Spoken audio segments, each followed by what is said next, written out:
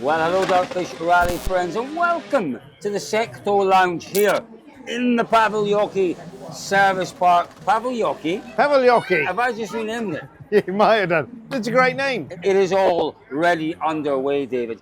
There is so much anticipation always for this event. It's incredible, Cole.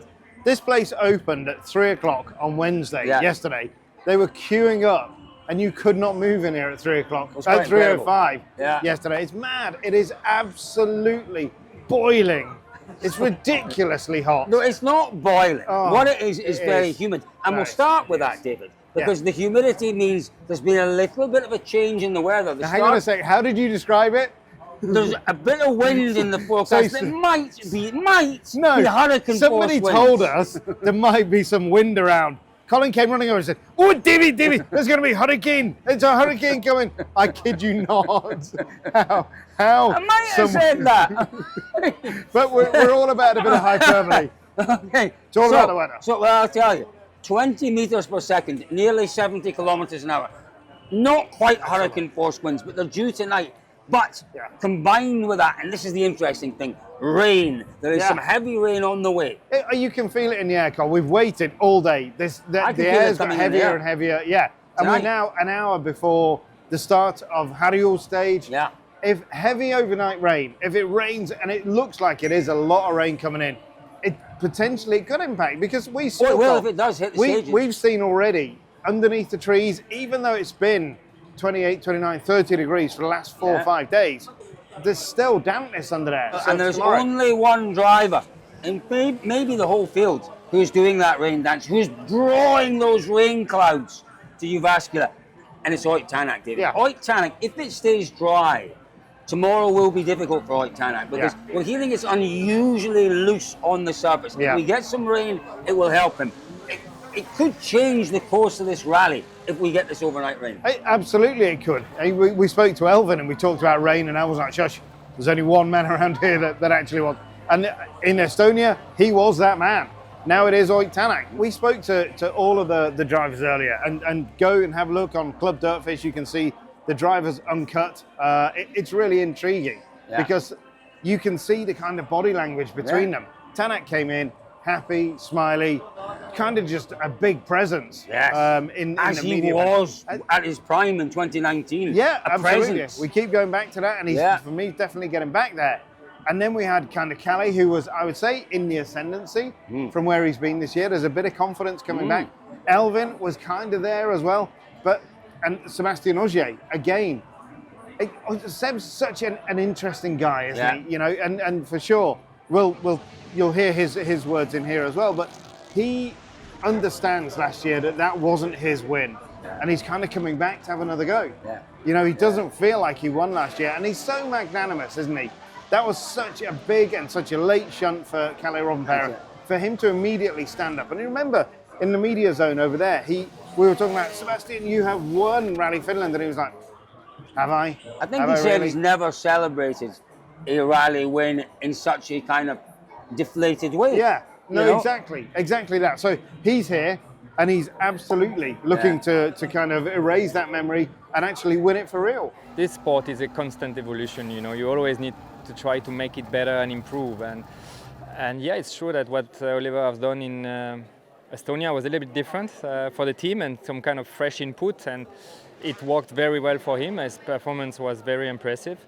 And of course, we all have tried it now a little bit, philosophy during the test, and yeah, it seemed positive on the test, but this morning I was less enjoying it, I have to say, and now that's why we had to react a little bit and make some adjustment again this morning, but at the end of the day, still it showed some kind of potential somewhere, but then you need to be adjust, you know, to everybody, because driving style are always a little bit personal as well, and yeah, I have the feeling now we should be in a good place with a good compromise, but the rally will tell. I think after last year there is no pressure at all. When we have 2 times been having, let's say, a really good chance to win, also 23, and it goes. Then there is not much really. I'm not waiting much.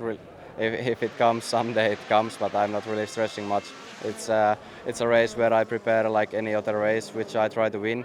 and that's about it. If you look back last year, I was faster than Oid before he crashed. So, and I was opening the road. We had some better conditions with a bit of humidity and rain. Nevertheless, knowing that I was opening the road, it was a real challenge for me over here. If the feeling is there, the good setup and everything, all is possible, you know. Definitely, this is one of the, I don't know, I really want to take a good result here. That's quite a big thing for, I think not only for me, I think most of the drivers think that one of the biggest thing to get a good result in here. So I think this is one of my target to do this weekend. And podium, is that realistic? Yeah, for sure. I try to do my best. A win, is that realistic? I try. No, not back to normal, I tell you. The first run was the worst run of my life ever, I think. I've never driven so bad in my life, and the feeling was horrible, to be honest, so with myself. It struggled, I have to say, mentally. I think more mentally this morning than the driving got together, yeah. But I really need to try to just open up, you know, and break my mind and just try to get back into as quick as possible. But it was difficult. But the last run on shakedown was good. I tried to do a few as many runs as possible before I ran out of fuel. But the feeling in the end was good. Back to normal. And the speed was back to normal, so that's good. But who's going to really take the challenge to Tanak? Is it going to be Kalle Rovanperä? Because he's come so close twice. We have to see. This. We have to see. He came out of Estonia, couldn't make the car work there. Thinks he might have found something here. Let's see. In the test, yeah, exactly. In the day that he had in the car between the two rallies. By tomorrow lunchtime, we'll have a fair idea. The only kind of curveball in that is the conditions. If the conditions are really evolving, you're not going to understand exactly where the car setup is. There is this issue with the linked parts, that there's only so much they can do. So the suspension, the engine management, all of that is linked from Estonia to here. So they can't make a radical change in setup. We'll see. I do feel that Kalle is the guy. Who else is it then that's going to take the It's got to be Elfyn Evans. Do you think so? Oh, of course. You don't win this rally, Cole. Tremendous success here and a real ability to drive that car at speed on these roads. I think so. I agree with that entirely. I think Elfyn now, though, is beginning to think strategically, David. I think he's beginning to think championship. So for me, if it isn't Rovanperä, for me, if it's not Rovanperä, I think Evans will be right there, right there, second or third, I think. But for me, if it's not Rovanperä taking the challenge to Tanak, it's Katsuta. I have a good feeling about Katsuta this weekend. He was mighty quick in shakedown this morning. Don't forget, he is not nominated for manufacturer points. He doesn't have that extra responsibility this weekend. I've said it many times before, but this could be his weekend. He's the most Finnish of Japanese, isn't he? He really is. He's lived here for how many years? I think I said 10, but you questioned that as well. So he's lived here for a long time. He doesn't live here right now, but he understands the place. He kind of spent a lot of his career growing up on these roads. The car's born on these roads. We've seen him be incredibly quick here in the past. I think you're right. But I think the one guy that we absolutely can't forget now, and I didn't think we'd be saying it, is Thierry Neuville. Yes, I was going to say, it's looking good for me for Hyundai. Yeah. You've got Neuville who's got consistency here. You've got Neuville who's got a bit of form here. You've got Neuville who comes from Estonia with a bit of momentum, confidence. He was matching Tanak, beating Tanak in Estonia. I agree with you, and that would be quite some turnaround. Any one of our top 6 or 7 drivers could win this. Any one of them. I'm putting Formo into that mix. I'm putting Taka into that mix. Do you know what? We haven't mentioned Pyrie. Can we put him into the mix? Chuck him in. Why not? Chuck him in. Why not? It's going to be so close this weekend. Why not? Yeah, absolutely. And like we said already, a lot does depend on the weather. If it stays dry, if this storm just moves, this horrific storm that is coming, Colin. Hurricane! Don't underestimate the hurricane. If this hurricane that is coming moves just slightly to the west or whatever. Can you see that? Yeah. If it doesn't arrive and the stages are completely dry, the roads will clean. We've driven quite a lot of tomorrow's route. There is a lot of loose around, and if it cleans, Sami Pyrie is potentially in the box seat.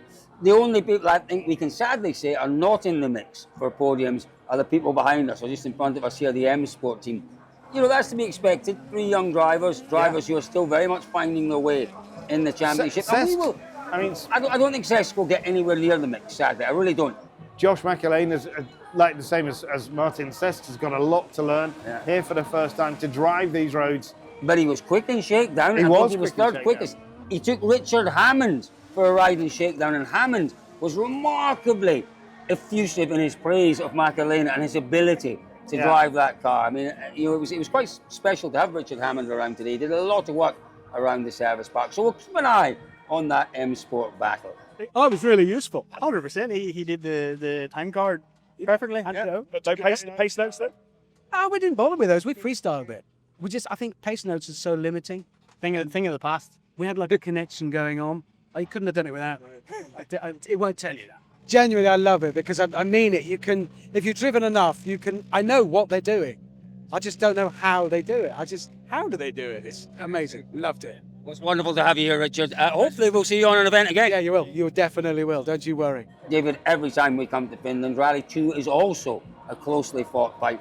Oliver Solberg, what a strange situation. You've been around longer than I have. Can you remember that happening before where a rally winner, the very next rally, goes down to a step back class? No. By his own admission, it's really difficult. Psychologically, he's found it difficult.